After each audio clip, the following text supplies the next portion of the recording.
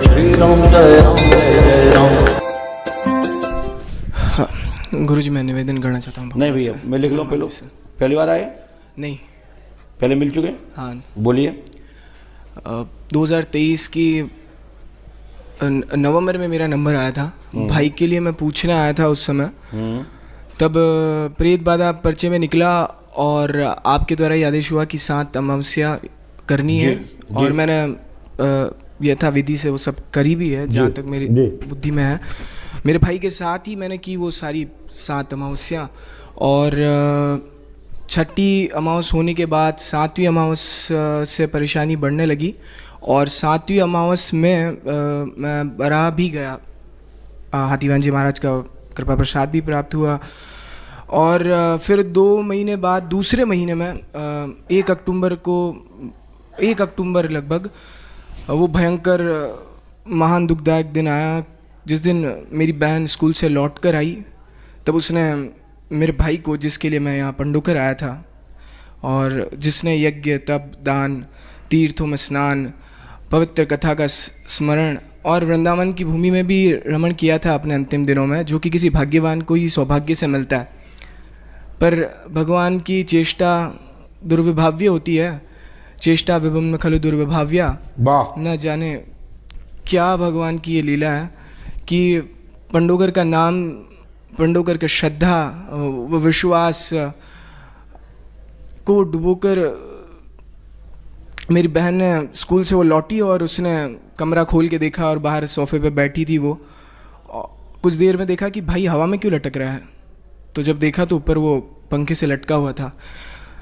सौरभ के साथ में गया ही था बरा धाम, तो सौरभ की मम्मी भी मुझे जानती है और महान दुख की घड़ी में भी वो बच्ची महान वीरता के साथ घबराई नहीं। उसने उसे संभाल कर उतारा, हमें धैर्यपूर्वक बुलवाया और मैं किस्मत से, संयोग से, चेष्टा से, लीला से, न जाने किस कारण से मैं वहाँ बाहर था और हनुमान जी का नाम ले रहा था, हाथीवान जी को याद कर रहा था। लग रहा था ये सब कुछ असंभव है, संभव हो ही नहीं सकता। जीवन में इतना महान कष्ट पहली बार देखा था और जब मैं वहाँ से पहुँच भी नहीं पाया, उसे मॉर्चरी में मैंने देखा उसकी लाश को। क्या हुआ पीछे, जो दुख मेरे पिताजी ने मेरे कारण या मेरे भाई के कारण देखा, वो मेरे लिए असह्य था, महान असह्य था। उन्होंने मेरे भरोसे, मेरे हाथ में मुझे सामर्थ्यवान, उसका हितकर समझकर मुझे सौंपा था उसे और मेरे अपने विश्वास से ही मैंने हनुमान जी की शरण में उसे रखा था। शरण में आई कि लाज, ये कैसी लीला हनुमान जी ने की, कुछ समझ नहीं आई। उसके बाद घर में जो बड़े हैं, जो छोटे मोटे देवता हैं, धनुज हैं, वो जो हनुमान जी की आज्ञा को सिर लगा कर रखते हैं। जो घोर यंत्र मंत्र कूट कपट जोग, ये सब हनुमान जी के आन मानते ही चले जाते हैं। छोटे मोटे प्रेत आकर, देवता आकर कह रहे हैं कि तुम्हारी ही गलती है, तुम वहाँ ऐसे जानतेर के पास गए, इसी से मेरे मन का खेद और विशेष बढ़ गया। और अंतिम समय क्या बोला उन्होंने? जानतीर के पास जाने की वजह से तुम्हारी ऐसी दुर्गति हुई है। कौन से जानतीर के पास? जानतीर यानी कि इस तरह से जो बताते हैं, छोटे मोटे होते हैं, उनके हिसाब से ये देवता से छोटे ही है। हनुमान जी को उन्होंने कम आका, जो मेरे लिए बहुत असह्य था। लेकिन मेरे पास ऐसी विपत्ति में फंसा। देवता ने बोला ये बात? ये हमारे ग्राम्य देव रहते हैं ना, जो देव नारायण, तो वहाँ पर जो शक्तियाँ रहती है प्राय ग्रामों में, जो इस तरह शक्तियाँ चलती है और वहाँ पर दरबार चलाते हुए करती हैं। यहाँ तक कि मेरे खुद के जो बड़े पिताजी हैं, यानी कि बड़े पापा हैं, उन सब की तरफ से भी बड़ा पहले से ही मन में उनमें अश्रद्धा तो थी, क्योंकि प्राय लोग गाँव में घमंडी हुआ करते हैं, छोटे मोटे भूपे भरड़ों के सहारे से रहकर वह सब बड़े बड़े देवताओं का अनादर करते हैं। मेरा इरादा ना ही हमारे कुलदेव का अनादर करना था और ना ही किसी का अपमान करना था। बस था मेरे इष्ट पर मुझे भरोसा। तो उन्होंने ऐसी लीला लिखी है, तो अभी मुझे नहीं पता कि वो क्या करना चाहते हैं। लेकिन हाँ, अभी भी उनका हृदय में यही है कि मैं यहाँ क्यों हूँ। ऐसी विपत्ति, इतनी परेशानी आ जाने के बाद भी मैं यहाँ क्या कर रहा हूँ। ये तो अपनी श्रद्धा है ना, अपने इष्ट के प्रति श्रद्धा है। हाँ, लेकिन ग्रामीण लोगों का तो अभिमान ही सबसे ऊपर हुआ करता है। तो पंडोकर धाम चलो, एक बार पता लग जाएगा। मूर्ख लोगों को कभी नहीं समझा। तो फिर उनके विषय में बोलने की जरूरत भी नहीं। लेकिन निंदा के पात्र वो मेरे प्रभु की निंदा कर रहे हैं, धाम की बुराई करते हैं। तो ऐसा लोगों की आदत में होती है, कुछ लोगों की ऐसी आदत बनती है कि वो जब तक बड़े देवंतों की, दिव्य स्थलों की जब तक निंदा ना कर लें तो उनका पेट नहीं भरता। तो बाकी के जिन देवताओं की आप बात कर रहे हैं देवनारायण की, तो देवनारायण पे आ नहीं रहे होंगे, क्योंकि देवनारायण, सुनिए मेरी बात पहले सुन लो। तो जो देवनारायण की आप बात कर रहे हो, देवनारायण शक्ति कोई छोटी नहीं है, एक इनको कारस देव कहते हैं। और कारस, हीरामन आदि, पंडोखर धाम या हनुमान जी के विषय में ये कभी सपने में ऐसा नहीं बोल सकते। अब कोई मनगणंत उन पे कोई फर्जी या ढोंग कर रहे होंगे, तो इस प्रकार का उन्होंने ये बात रखी है। इस विषय में मैं कुछ कहूँगा नहीं, बाकी वो मेरे सामने होते तो आगे मैं कोई बात भी करता। अब रहा सवाल आगे, आप क्या चाहते हैं? मैं ये जानना चाहता हूँ कि उस दिन क्या हुआ था, और मेरा भाई जिसने तीर्थों में स्नान दान किया, पवित्र अंतिम समय में भगवत नाम लिया, उसकी दुर्गति तो नहीं हो गई ना कहीं? कि भगवान के नाम लेने वाले की दुर्गति कैसे हो सकती है? पद्म पुराण में एक जगह आंवले के महत्व का वर्णन जहाँ आया है, लिखा है, वहाँ पर लिखा है कि तीर्थों के जलों में स्नान करने वाला और भगवान शंकर को नमस्कार करने वाले की दुर्गति नहीं होती, और विशेषकर प्रेत योनि तो उसे प्राप्त नहीं होती। अब मैं बड़ा संशय में हूँ एक ये, और पुराने ही 2 प्रश्न जो थे, ताकि घर वालों में अब इस महान विपत्ति के बाद भी कुछ शांति बने। मैंने ये लिखा, सुनिए अब हमने क्या लिखा वो सुने, जितना समय आया। पहला पॉइंट, बच्चा जो पुनर्जन्म होगा, जिसकी मृत्यु हुई, पुनर्जन्म होगा जिस बच्चे की मृत्यु हुई, घर में प्रेत बाधा से मृत्यु नहीं हुई, मानसिक विचारों को मन में लेकर, मतलब मान प्रतिष्ठा को लेकर बच्चे ने सुसाइड किया है, ना कि कोई भूत बाधा।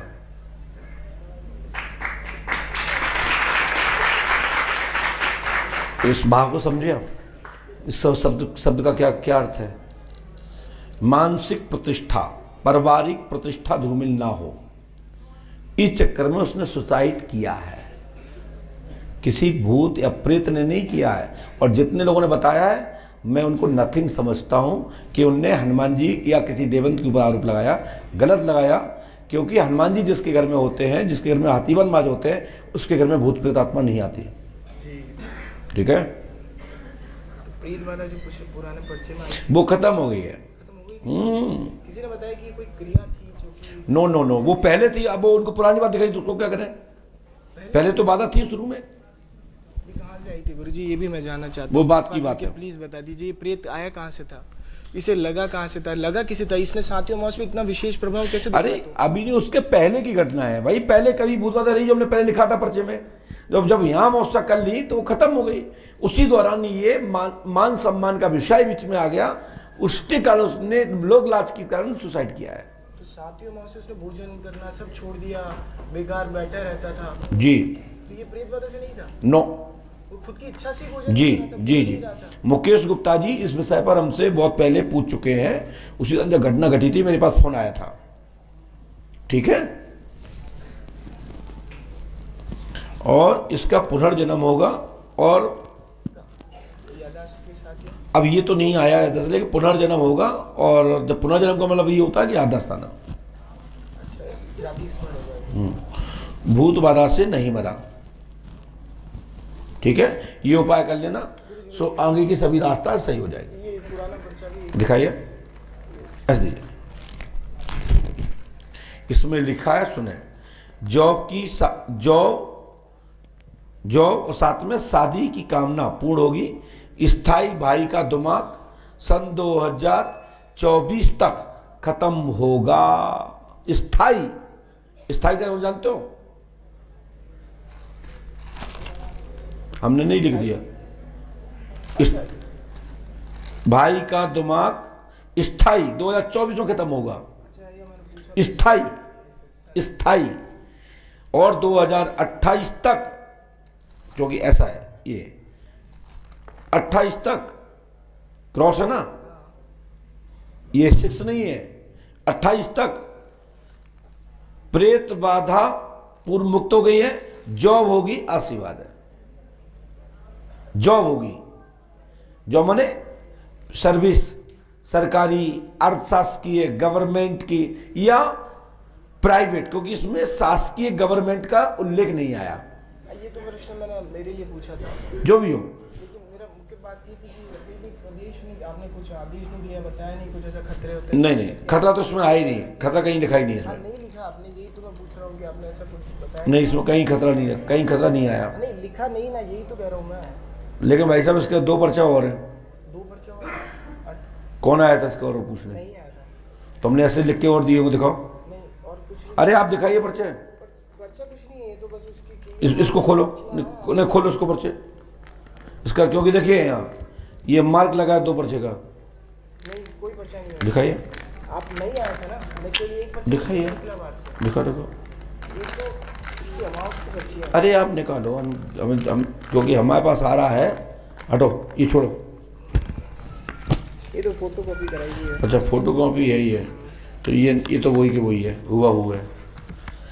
अच्छा, तो इसको देख लीजिएगा, क्योंकि इसमें एक पर्चा और आ रहा है, या फिर इसको ऐसा हुआ होगा कि हमने दरबार के लिए आह्वान तो नहीं किया था आपको कि दरबार में आना है आपको, या अलग से मिलना है, ऐसा नहीं है। तो इसमें ये मार्क क्यों लगा है फिर? लेकिन मार्क ही लगा है, लेकिन पर्चे का संकेत नहीं है, क्योंकि मार्क लगा है, ऐसा लग रहा है कि हमने पर्चा बनाया 2। देखो ये लगा, जॉब के ऊपर लिखा है। ओए इतना नहीं, सॉरी, ये मुकेश गुप्ता जी ने हवन के लिए कोड डाला है ये। हाँ, कोड है वो, ठीक है। हम प्रार्थना करते हैं आगे कोई दिक्कत ना हो, आगे इस विषय पर कोई चर्चा और भी है तो विस्तार से आप कर सकते हो, आपको अधिकार है, ठीक है। जी मेरा बस भगवत नाम लेने के बाद में उसकी दुर्गति कैसे हो गई? क्या वो प्रेत योनि में वगैरह है? नहीं, प्रेत योनि तो प्राप्त नहीं है। अभी कहाँ है, किस लोक में है? पितृमंडल में है। पितृमंडल में है। अच्छा, और घर पे कोई कहा था किसी ने कोई ऐसी क्रिया कराई है जो कि ना अब मेरी बहन पे भी खतरा बना हुआ है, ऐसा बताया? बहन आएगी तब देख पाएंगे, ये नहीं कह आप सकते। घर से तो बता रहे हैं ना, आपने कहा प्रेत बाधा से मुक्त है अभी। पहले नहीं, ये मात्र बच्चे के लिए आया कि बच्चे को प्रेत बाधा से घटना नहीं घटी है। बहन के बारे में बहन की बात होगी, मम्मी के बारे में मम्मी की बात होगी, पापा के बारे में बात घर होगी। पर प्रेत बाधा थी या उस पे प्रेत बाधा थी? इसमें घर का उल्लेख कहाँ लिखा? देखो, घर का उल्लेख तो नहीं लिखा उसमें, तो बस हाँ, तो ये सब व्यक्तिगत चर्चा होगी। आइए, हाँ ये जो मेरे पिताजी भी रुकी रहेंगे तो फिर उनको प्रसन्नता नहीं होगी।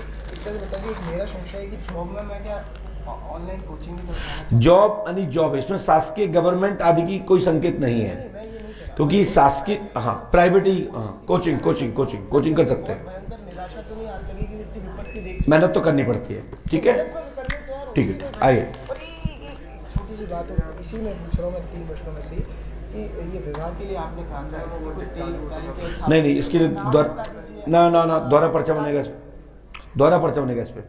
ये भी इसमें पूरा तो गया ना 24-25 हाँ। विधि में कोई कमी तो नहीं रही? अभी तो 28 तक चल रहा है उसमें, 28 तक अरे यार, 28 ओके ठीक है, 28 से